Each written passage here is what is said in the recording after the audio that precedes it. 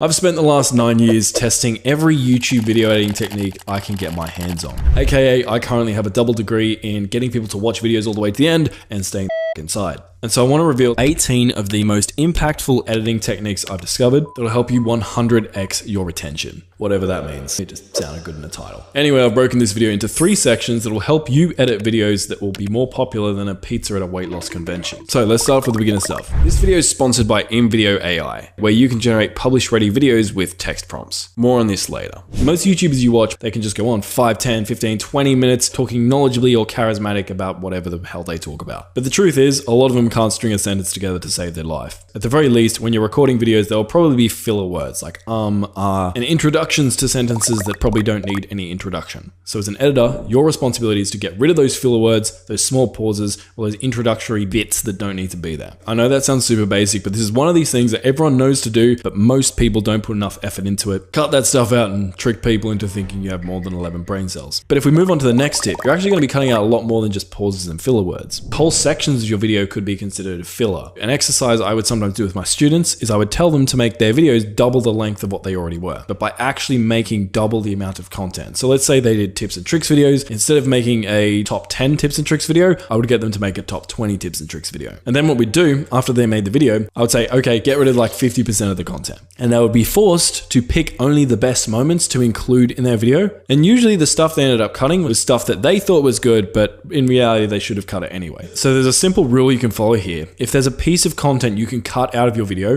and it's not going to negatively affect your viewer's experience of the video, get rid of it. Now, that's not saying you should cut everything. If there's a story you have about something you're doing that builds up tension and improves the viewer's experience of that video, like don't cut that out and just jump straight to the conclusion. So now I've removed all the pauses, retakes, and filler. Sometimes we run into an issue. It's kind of like that time someone took a bunch of photos of you, and then when you looked at the photos, you realize that the photo where you look the best in is actually the one where you have your eyes closed. And so you go home, and because you're a narcissistic bastard, and you try to manually edit the photo and open your own eyes, and it ends up looking something like this.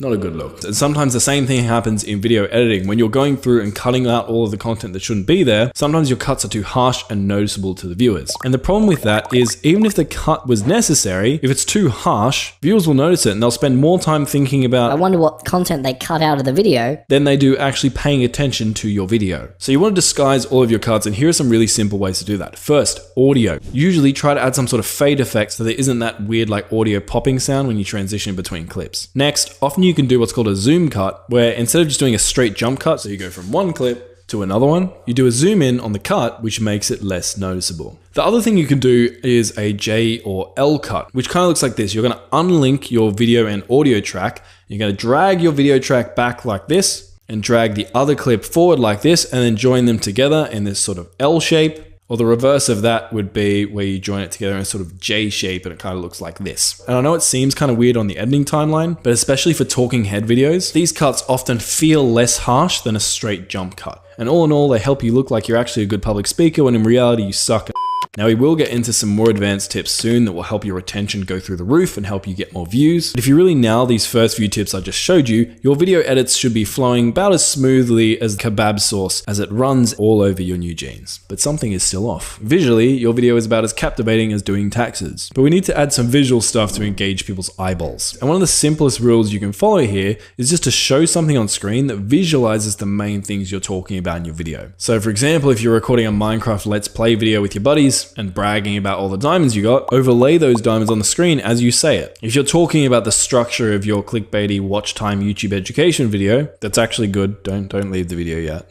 And you can use some sort of animation or screen like this to visually show that structure. Or if you're showing a story about how you overcame your crippling fear of limp handshakes, show B-roll of a limp handshake on screen as you say limp handshake. So these are some examples, and in general, there are 5 main things you can show on screen to keep your viewers visually stimulated and hooked into your video. So the easiest and most cheesy cliche way is stock footage. You can go to a website like Pixels, and when you mention some sort of key element in your video, skateboarding, surfing, sitting at a computer, whatever it is, find stock footage that visually illustrates that thing and show it on screen for a few seconds. But the problem is everyone out there, including me, uses pixels because we're all tight asses. And so when you're using the same B-roll as approximately infinity other YouTubers, sometimes it feels a bit generic, so you can take that to the next level and use a site with a paid subscription to get access to more premium B-roll. If you're gonna do this, they do sponsor me, but I think InVideo is quite good. Now, InVideo is typically used for generating faceless, publish-worthy videos with relevant stock, subtitles, and music using AI text prompts. But it also has a feature that I think you can use to automatically find premium, relevant stock footage for your videos in bulk. So you just select script to video, paste in your transcript, adjust your settings, and hit continue. And then InVideo is going to generate a string of stock footage perfectly tailored to the content of your video. You can make any adjustments you want with text prompts, or you can hit edit and manually adjust certain clips. And when you're happy, you just export this video and then drag it into your editing timeline. And now whenever you feel like your video could use some variety, you just cut between your video clips and your main footage. And beyond the features I've already mentioned, InVideo also lets you do things like add captions automatically, generate AI voiceovers, even ones that sound like your real voice. Ever seen a platypus? It's like nature's mashup of a duck and a beaver. And even translate your voice into multiple languages just using text prompts. びっくりしますよ。オーストラリア旅行で危険の動物トップ10をご紹介します。Again, I am sponsored by them, but as you can see, depending on the type of content you make, InVideo could save some of you guys tens of hours of work. So if you want to check them out and learn more, link is down below. Now, if you do value uniqueness, often you can get your own B-roll, which would involve you actually filming B-roll or screen recording B-roll that you need. Another thing you can do is to use custom animations to visualize major topics within your video, which can look really cool and work really well, but takes a lot of time to do, so there's that trade-off. And last but not least, I don't see many people do this, but I really like to do this and it helps my retention a lot, is sometimes you can use a whiteboard and visually draw certain concepts that you might be talking about. It's way faster than animating and looks less professional, but it still seems to keep people hooked, and if you're lazy like me, it might be a good idea. But moving on to the next tip. See, the other day I was watching a movie and I encountered a big problem, and that was that all the actors speak in dramatic, intimidating voices like this, and somehow all of the other people in the rooms they're speaking in can hear exactly what they're saying. But me, the viewer of that movie, for the life of me, cannot hear what he's bloody saying. And so, like 85% of other Netflix users, I turned on captions, just like you saw there. But subtitles aren't just useful for people who can't hear what's going on in your video. Often subtitles in and of themselves add a new element of visual stimulation, because while the viewer is listening to the audio content within your video, their eyes are also occupied reading the subtitles. Now, you don't want to do this too much. Too much subtitling can often steal from your video. People might be too busy reading the subtitles to actually see what's going on. Or also, if you're just subtitling your entire video, sometimes viewers get acclimatized to it and it can lose its engaging effect. So usually I would just recommend using them, 1, when viewers can't clearly hear what is being said. 2, when you have multiple speakers and you might use colored subtitles, for example, to differentiate between those speakers. Or 3, to emphasize main events or key points that you really want to ram home. Next thing I want to talk about is actually improving your footage itself. So let's take a look at these 2 clips here. One looks like it was filmed by a Hollywood director. The other one looks like it was filmed by my dad on his stupid Sony camcorder that he continues to use even though a smartphone is so much better. But the truth is, these 2 clips were filmed with the exact same lighting, exact same camera. The only difference is the color grading. Now, granted, these differences are more extreme because they were filmed in what's called log footage, but I think the point still stands, and that is color grading can really level up your video without you actually needing to change your recording setup too much. Now, color grading is incredibly advanced, but there are 4 main things you can do that will take your footage to the next level. First one is fix your white balance. Basically, what you're doing is helping your footage know what color is actually white. And so if you've ever filmed footage that looks a little bit too warm and too orangey or a little bit too blue and cold, it's probably because you haven't set your white balance properly. Next is adjusting the exposure and contrast. You want to adjust these so the brights are bright and the darks are dark, but don't do it so much that your whites become pure white or your blacks become pure dark, because then you start looking like something out of a satanic movie. Next, you want to specifically adjust your skin tones. Often you want to add a bit more color, increase the brightness slightly. And lastly, you can use a color wheel to choose a color and slightly change the mood of your video. Now, this is something that most of us don't realize when watching a video, but once it's pointed out, for example, if you look at a movie like The Matrix, you can clearly see that they're exaggerating the greens. There's a clear green tint with everything. And you can use this color grading to specifically set moods for your video. For example, more orangey colors might make your video feel more warm and homely, whereas cooler colors might make your video feel more professional. And all of these steps are a lot of work, don't get me wrong, but once you've found the look you like,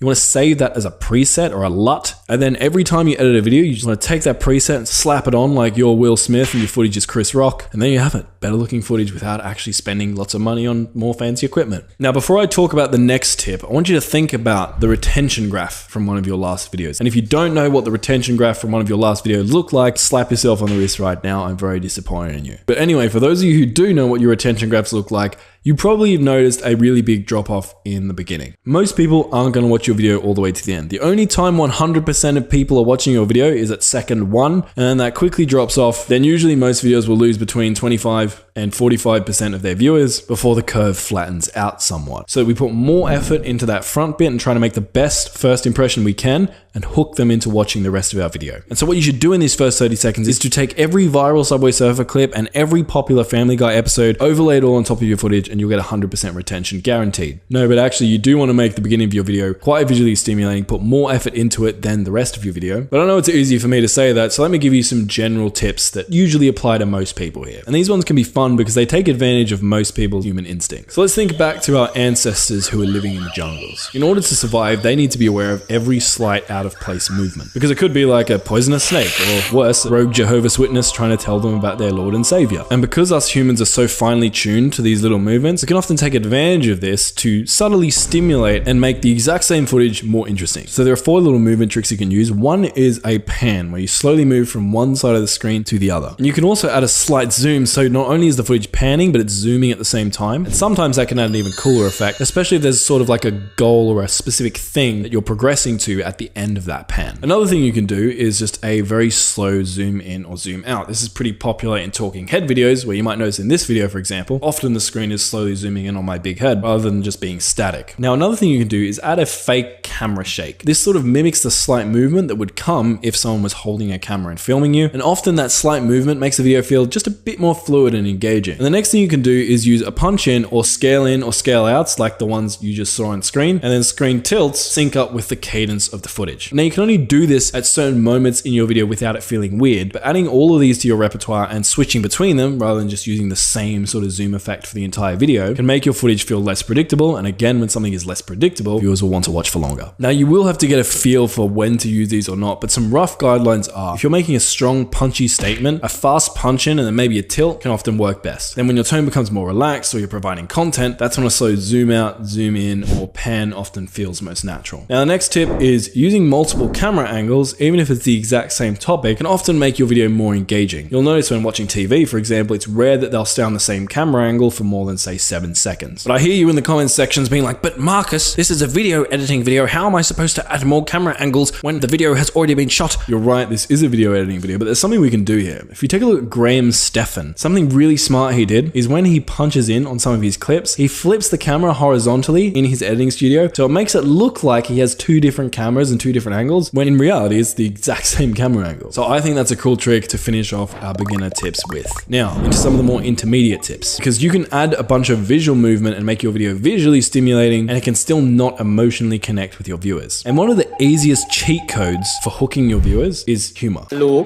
how are you? And you'll notice advertisers do this nowadays when they're trying to sell you something. Often they'll try and make their ad funny because they know that you know they're trying to sell you something, but if they can make you laugh, then for some reason you don't mind and you're all good with that. Now again, this is a video editing video. Doesn't adding humor need to come before editing the video? Well, no, not necessarily. Firstly, if there are already jokes within your footage, you can emphasize those jokes with your editing. One classic example is stopping the music for dramatic effect around the punchline, for example. So when that punchline hits them, it's more impactful. And another thing you can lean on, although you want to be really careful not to overdo this, is funny sound effects. But while all of this can help make your video more engaging and get you more views, sometimes, like eating chili, it does add flavor, but if you do too much of it, you and your plumber are going to regret it later. More sound effects and B-roll and memes does not always equal better, which leads us to our next tip. Now, as a very general rule of thumb, more stimulating videos tend to do better than less stimulating videos, because while adding in extra stimulation to your video usually increases your attention, there's a reason why Mr. Beast still has very highly fast-paced videos. It's not the only way to go about creating content, or at the very least, you don't necessarily want to be super fast-paced, engaging, retention-y the entire video because viewers need a break sometimes. So like think of your favorite song. There's probably loud, engaging moments, quieter moments. You got the verse, you got the chorus, you got the interlude, you got the prelude, you got the solo, and each of these different sections are often different tempos. And this keeps the song fresh because if everything was the exact same tempo the whole way through the song, well, that's just called a failed cash cow YouTube channel. And we can apply this logic to YouTube. For example, if we look at Michelle's I Train to be an Olympic Boxer video, there's a moment where Michelle's been knocked down in training and she's sitting sort of dejectedly with her coach. And that quiet moment in an otherwise very intense video adds contrast. And if you hover over the play by, you can see that lots of people still watch this. And this is called contrast editing. But moving on to our next tips, something the last few tips have focused on quite a bit is visuals. Sound design is often something we don't notice until it's gone. For example, watch this clip, now watch it.